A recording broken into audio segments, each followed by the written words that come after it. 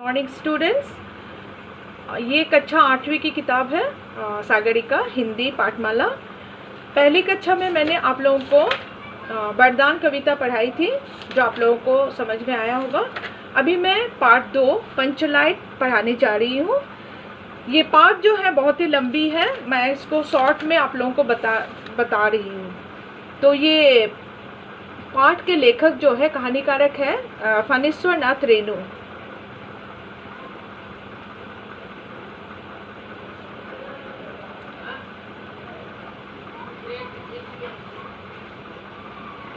प्रस्तुत कहानी के कहानीकार फणेश्वर नाथ रेणु हैं, जो हिंदी साहित्य के स्थापित साहित्यकार हैं।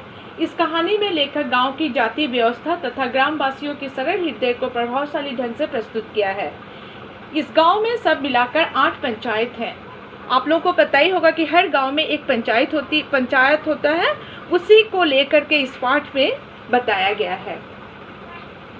तो इस गांव में सब मिलाकर 8 पंचायत है। हर एक जाति की अलग अलग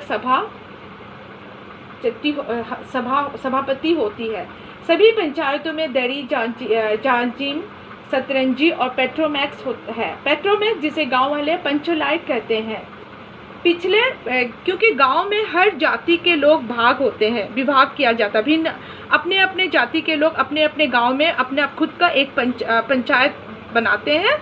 तो ठीक उसी प्रकार इस गांव में भी 8 पंचायत है और उनकी सबकी अपनी अपनी जैसे बताया गया कि दरी, जांजिम, सतरंजी और पेट्रोमैक्स है। पेट्रोमैक्स जिसे गांव वाले पंचलाइट कहते हैं। पिछले 15 महीने से दंड जुर्माने के पैसे जमा करके महतो टोली के पंचों ने पेट्रोमैक्स खरीदा। इस पंचलेट को ब्राह्मण टोली ने भी मजाक उड़ाया।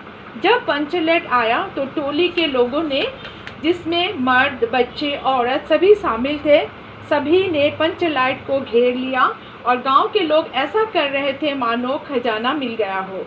रात को जब पंचलाइट जलाने की समय हुआ तो जलाने वाला कोई नहीं था, पर गोधन जिसे गांव से हुक्का पानी बंद कर दिया था, क्योंकि उन्होंने मुंडरी जिसे देखकर सलम सलम वाला सलीमा का गीत गाता है, जिसके कारण मुंडरी की माँ ने पंचायत में फरियाद पर गोधन को पंचलाइट के कारण गोधन को गांव से निकाल दिया जाता है।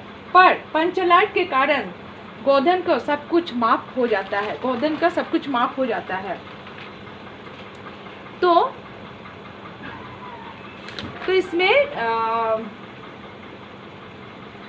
तो गोधन का पंचलाइट का जलाना ही बहुत बड़ा काम होता है, जिसके कारण गुलरी काकी जो है, वो जो पहले गोधन को एक आंख नहीं देखना चाहती थी, पंचलाइट के जलाने के कारण वो एक हीरो का रोल अदा करता है, जिसे गांव वाले एक हीरो समझ बैठते हैं।